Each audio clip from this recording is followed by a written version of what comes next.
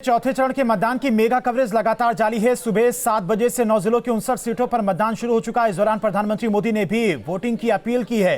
PM Modi ने tweet करके प्रदेश की जनता से वोट की अपील की है। ट्वीट कर लोगों से वोट डालने की अपील की है। लोकतंत्र को मजबूत करने के लिए मतदान की अपील की गई है प्रधानमंत्री मोदी की तरफ से ट्वीट करके। तो इससे पहले मुख्यमंत्री योगी आदित्यनाथ ने भी प्रदेश की जनता से ट्वीट करके अपील की है कि पहले मतदान फिर जलपान। अब प्रधानमंत्री मोदी ने भी प्रदेश की जनता से अपील की है। तो 9 जिलों की 59 सीटों पर लगातार मतदान की प्रक्रिया जारी है। यूपी में वोटिंग के लिए प्रधानमंत्री नरेंद्र मोदी ने वोट करने की अपील की है। तो लखनऊ के सरोजनी नगर विधानसभा सीट से बीजेपी प्रत्याशी राजेश्वर सिंह ने मतदान से पहले मंदिर में पहुंचे और वहां पर पूजा की। राजेश्वर सिंह से खास बातचीत की न्यूज स्टेट संवाददाता धीरेन्द्र पुंडीन ने।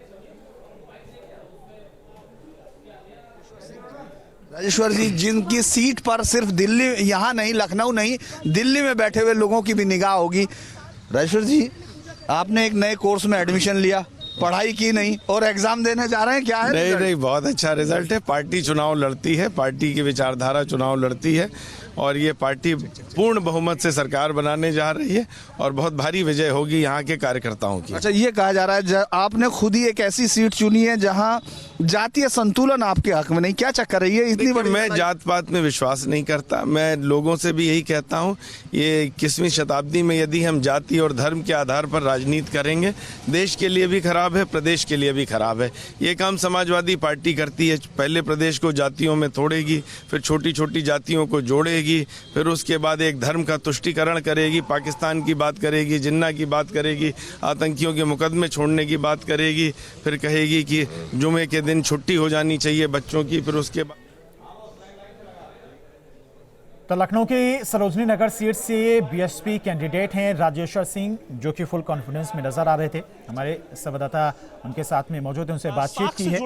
और देखिए, साक्षी महाराज भी मतदान केंद्र पर वोटिंग करने के लिए पहुंचे हुए हैं। उन्नाव की ये तस्वीरें हैं, उन्नाव से सांसद हैं साक्षी महाराज और मतदान करने के लिए विश्वास, सबका प्रयास और जो लॉ एंड ऑर्डर है उत्तर प्रदेश का, बाबा जी का बुलडोजर भी चल रहा है।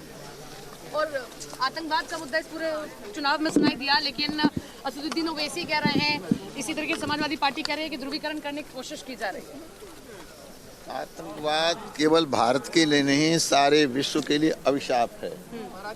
और शांति के पुजारियों ने, एक समुदाय के लोगों ने अपने समुदाय के ही लगभग 34 लाख लोगों का कत्ल किया है। हुसैन का कत्ल हमने नहीं किया था, कलमा पढ़ पढ़ करके हुसैन का कत्ल किया गया था। इसलिए इस धरती से ही आतंकवाद समाप्त होना चाहिए, उसकी पहल भारत करेगा। हिजाब का मुद्दा भी सुनाई दिया कि असदुद्दीन ओवैसी कहते हैं कि हिजाब बेटियां पहनेंगे, आप रोक नहीं सकते हैं, ये फंडामेंटल राइट है। असदुद्दीन ओवैसी क्या कहते हैं, डॉक्टर बाबा भीमराव अंबेडकर का संविधान क्या कहता है, ये भारत फतवों से, असदुद्दीन ओवैसी के कहने से नहीं चलेगा, भारत के संविधान से, बाबा के संविधान से चलेगा। इसलिए किसी के कहने का कोई अर्थ नहीं है। कर्नाटक सरकार ने निर्णय लिया है, उसका हम स्वागत करते हैं। मेरा व्यक्तिगत विचार है, सारे हिंदुस्तान में हिजाब बंद होना चाहिए, प्रतिबंध होना चाहिए। अभी कर्नाटक में कुछ लोग पकड़े गए हैं जो बुर्के में थे, हिजाब में थे, लड़की का बेस बना के आतंकी जा रहे थे, पुलिस को पता चल गया, पकड़ गया, सभी लड़के निकले, सभी बदमाश निकले।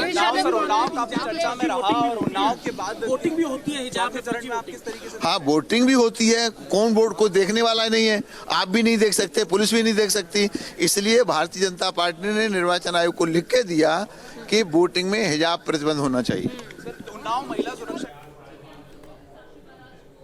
चलिए, फिलहाल एक छोटे से ब्रेक के लिए हम रुकेंगे, लेकिन एक अपील कि अपने घरों से बाहर निकलिए, जाकर अपने वोट को कास्ट करिए, अपने मताधिकार का उपयोग करिए। हमारी महाकवरेज लगातार जारी है।